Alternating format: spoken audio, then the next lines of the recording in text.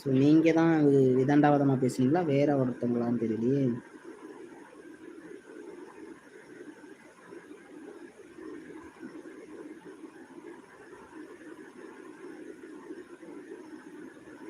ஓ, நீங்க போகலையா? நீங்க போடலை, அது ரைட்டு ராஜ் போட்டிருக்காரு. உலகிற்கு வந்து தோற்று போனார்னு. சாரி பூமிநாதன் பிரதர், நீங்க தான் அந்த கமெண்ட்லாம் பண்ணிட்டு இருக்கீங்களோ, நான் இது பண்ணிக்கிட்டு இருக்கேன். ஹாய் தமிழ் பாரதி, வணக்கம். எப்படி இருக்கீங்க தமிழ் பாரதி? நல்லா இருக்கீங்களா தமிழ் பாரதி? அவருடைய உதயமே நம்பிக்கை இருக்கும்போது மறுமலர்ச்சி ஆரம்பிக்குதுன்னு சொல்லியிருந்தேன் இல்லையா? அதுக்கு வசனம் சங்கீதம் 121 1-2 வசனங்கள். எனக்கு ஒத்தாசை வரும் பர்வதத்திற்கு நேராக என் கண்களை ஏறெடுக்கிறேன்.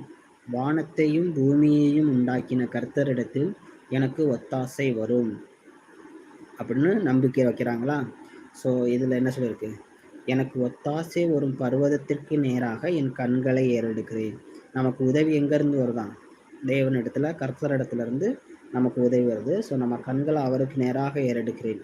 வானத்தையும் பூமியும் உண்டாக்கின கர்த்தரிடத்திலிருந்து எனக்கு ஒத்தாசை வரும், எனக்கு உதவி வரும் என்ற நம்பிக்கை இருக்கும்போது நமக்கு ஒரு மறுமலர்ச்சி உண்டாகிறது. தமிழ் பாரதி நலம், நீங்க நலமா? நான் நல்லா இருக்கேன் பிரதர். தமிழ் பாரதி நான் நல்லா இருக்கேன், நீங்க நல்லா இருக்கீங்களா? சாப்பிட்டீங்களா? சூப்பர், நன்றி. இயற்கை மாதிரி எந்த தெய்வமும் இல்லை. இறுதியில் இறப்பும் பிறப்பும் இயற்கையை முடிவு செய்கிறது.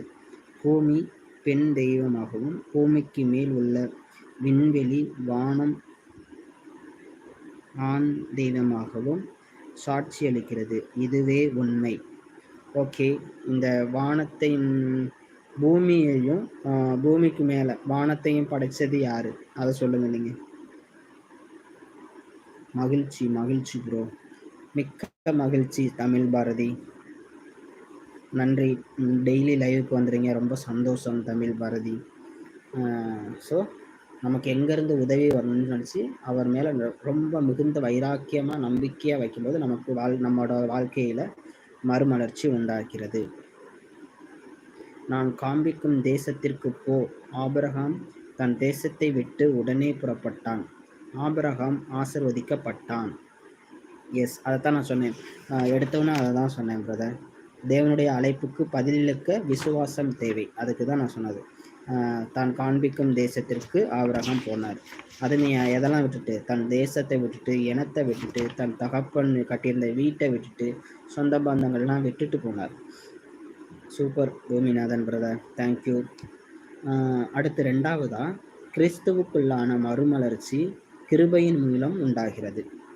அவருக்குள்ளே இருக்கிற மறுமலர்ச்சி எதில் உண்டாகிறதா? கிருபையினால நமக்கு மறுமலர்ச்சி உண்டாகலாம். அதுக்கு ஆதாரமாக 2 தீமோத்தேயு 1:9 சொல்ல இருக்கு. அவர் தம்முடைய கிரிகைகளின்படி நம்மை இரட்சிக்காமல் தம்முடைய தீர்மானத்தின்படியும் ஆதி காலம் முதல் கிறிஸ்து இயேசுவுக்குள் நமக்கு அருளப்பட்ட கிருபையின்படியும் தம்மை இரட்சித்து பரிசுத்த அழைப்பினாலே அழைத்தார். இது என்ன, கொஞ்சம் எனக்குமே கொஞ்சம் இதாக இருக்குது. அவர் நம்முடைய கிரிகைகளின்படி நம்மை ரட்சிக்காமல், நம்மளுடைய செய்கைகள் மூலமாக, கிரிகைகள்னால் நம்மளுடைய நடவடிக்கை, அதனால் நம்மளை ரட்சிக்காமல் தம்முடைய தீர்மானத்தின்படியும், தீர்மானம்னா நம்மளுடைய முடிவு, நமக்குன்னு ஒன்று எழுதியிருக்கும்ல, அது தீர்மானத்தின்படியும் ஆதி காலம் முதல் கிறிஸ்து இயேசுவுக்குள் நமக்கு அருளப்பட்ட கிருபையின்படி, கடவுள் நமக்கு கொடுக்கப்பட்ட கிருபையின்படி நம்மளை ரட்சிக்கிறார். ஸோ நம்ம சரீரத்தினாலேயோ நம்மளோட பலத்தினாலேயோ நம்ம ரட்சிக்கப்படலை. எதனால் ரட்சிக்கப்பட்டிருக்கோமா? இயேசு கிறிஸ்து நமக்கு அருளப்பட்ட கிருபையின்படி நம்ம ரட்சிக்கப்பட்டு பரிசுத்த அழைப்பினாலே அழைத்தார். பரிசுத்த அழைப்பால் நம்மளை அழைச்சிருக்காரு அப்படிங்கிறது தான் சொல்லியிருக்காங்க. இதனால தான் நமக்கு மறுமலர்ச்சி உண்டாகுது. அவருடைய கிருபையினால தான் நமக்கு மறுமலர்ச்சி உண்டாகுது. அவருடைய கிருபையினால தான் நம்மளை அழைக்கிறார். ஓகேங்களா? அடுத்து மூணாவதா, கடைசியா, மறுமலர்ச்சி நித்திய நம்பிக்கையை தருகிறது. மறுமலர்ச்சி நமக்கு எதை தருகிறதா? நித்திய நம்பிக்கையை தருகிறதா. 2 தீமோத்தேயு 1:10 தம்முடைய